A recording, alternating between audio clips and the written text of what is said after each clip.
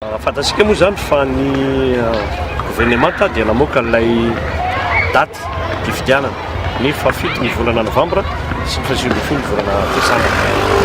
Fantatsika fa amin'izao fotoana izao dia mbola betsaka ny fitakiana maro samihafa eny anivon'ny syndicat, eny anivon'ny ministera ny amin'ny zavatra mitakina izy ireo. Fantatsika amin'izao fotoana izao fa mbola misy olana eo amin'ny resaka fampidevalam-pirenena izay mbola tokony hosorana. Izay efa ela zany no tenenina fa hatramin'izao zany mbola tsy misy mialatsika mitebaka concrétisation natao hatramin'izao.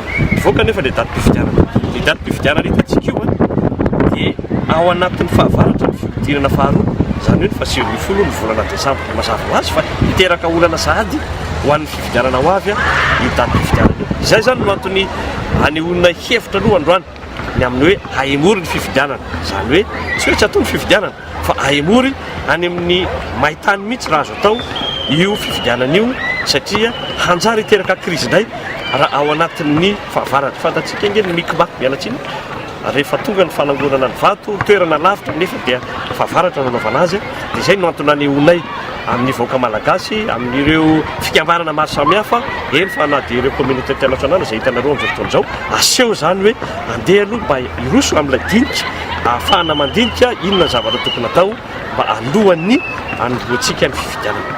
Hatreo aloha tena mbola tsy tonga andry izay fa dia hoe ilay dinika na ilay dialogue national aloha no imasona mba ahafahana mijery an'izay fahamarina toerana fifidianana.